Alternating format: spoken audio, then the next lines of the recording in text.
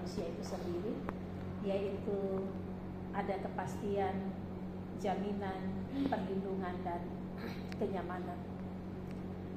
Kita menyadari bahwa sekalipun kebutuhan utama manusia itu terkait dengan sandang dan pangan, tapi tentu dua kebutuhan itu tidak bisa memberi secara langsung yang namanya kebutuhan merasa dilindungi, merasa aman, ada di satu tempat. Hampir semua orang membutuhkan rasa aman. Hampir semua kita tentu merasa butuh perlindungan. Harta yang banyak atau katakanlah kita ada dalam segala kecukupan hidup pun itu tidak memberi satu kepastian bahwa dengannya kita memperoleh kenyamanan atau dengannya kita memperoleh perlindungan. Ada banyak fakta yang terjadi dalam pengalaman kehidupan kita, bagaimana orang bisa bunuh atau terbunuh di dalam rumahnya sendiri walaupun rumah itu menggunakan sistem pengamanan yang lengkap.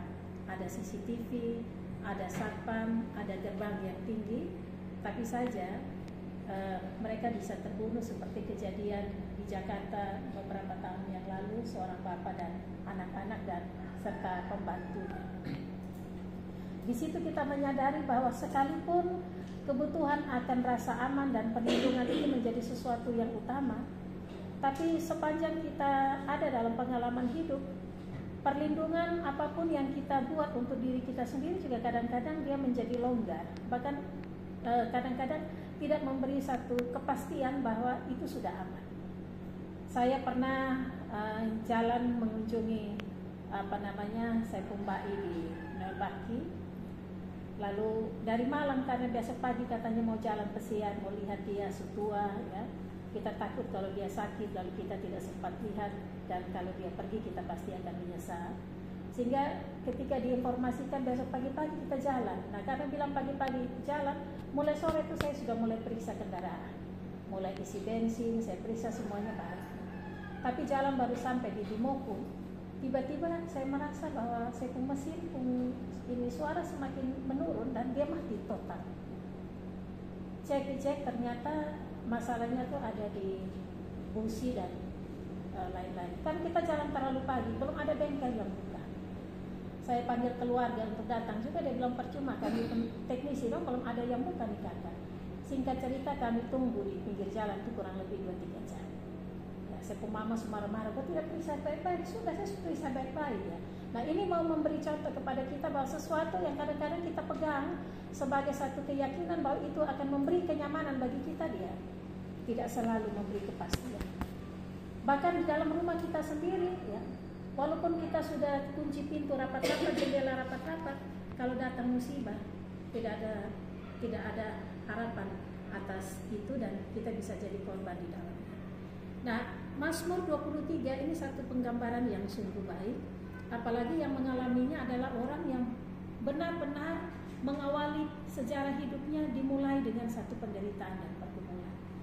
Satu-satunya raja di dunia ini yang ketika dinobatkan menjadi raja, tapi dia tidak langsung merasakan kursi kerajaan, tidak langsung merasakan kemegahan satu istana, tidak langsung merasakan satu kenyamanan privilege sebagai seorang raja, itu adalah Daud.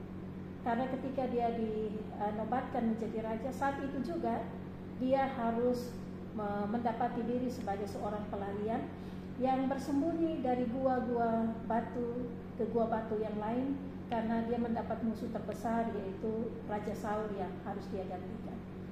Jadi kita membayangkan bahwa Daud ketika mengatakan Tuhan gembalaku yang baik, ini adalah satu kesaksian hidup. Kalau ada orang yang senang lalu dia bicara tentang Tuhan gembalaku yang baik, kita rasanya kurang pas.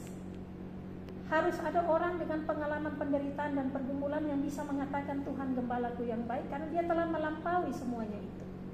Karena itu kita bersyukur bahwa Mazmur ini ditulis sendiri oleh Daud, berangkat dari pengalamannya sejak dia dinobatkan sebagai raja. Dia tidak selalu mendapat perlindungan, kenyamanan, dan semua hal yang diimpi-impikan orang ketika mereka punya kekuasaan, ketika mereka punya jabatan dan kedudukan. Tapi justru dia berhadapan dengan begitu banyak tantangan dan pergumulan yang tidak sedikit. Itulah sebabnya kita membaca bagian ini Mazmur yang tidak asing lagi bagi kita. Penggambaran-penggambaran bahwa Allah itu memberi perlindungan, memberi kepastian, keamanan, jaminan, kesejahteraan itu tidak saja menyangkut satu aspek, tapi dia menyangkut beberapa aspek. Kita tahu bahwa manusia itu memiliki 4 aspek dalam hidupnya.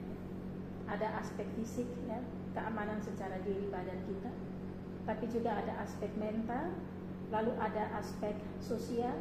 Ketika kita ada dengan orang lain, kita juga butuh keamanan. Lalu kemudian ada aspek spiritual. Daud mau mengatakan bahwa dalam 4 aspek holistik yang dibutuhkan oleh manusia, Tuhanlah yang menyediakannya. Tuhanlah yang menyediakan. Tidak ada manusia di dalam dunia ini yang bisa memenuhi 4 aspek sekaligus pada diri kita sendiri. Katakanlah kalau aspek fisik, pasti kita bisa jaga diri kita baik-baik. Aspek mental kita bisa jaga, menyangkut perasaan mau senang mau suka kan tergantung kita. Tapi kalau aspek sosial, apakah kita bisa menjamin sahabat kita, saudara kita tidak melukai kita, tidak menyakiti kita, kekasih kita, pasangan hidup kita tidak menyakiti kita? Belum tentu.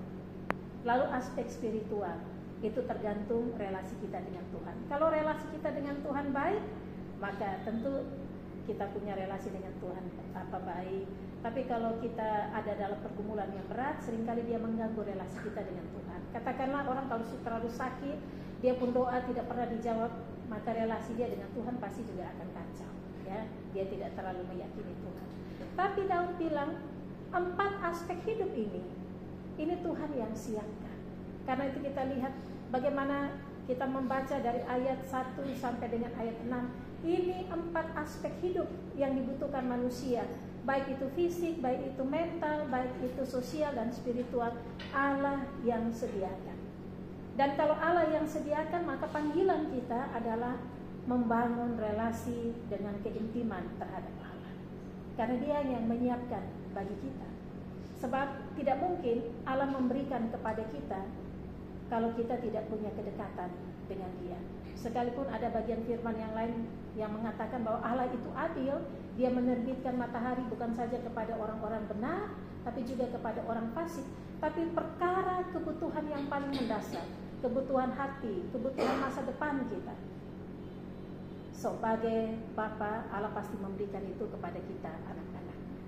Karena itu saya tidak menguraikan secara rinci lagi apa yang menjadi kebutuhan hidup kita, tapi saya mau memastikan bahwa sepanjang kita ada di dalam Kristus dan Kristus ada di dalam kita, maka 4 kebutuhan dasar yang kita butuhkan dalam hidup ini Allah sediakan bagi kita. Karena memang sesungguhnya Dia bukan saja penolong, pemelihara hidup, tapi Dia yang menjamin kepastian akan masa depan setiap kita. Tuhan memberkati kita dengan firman-Nya. Amin.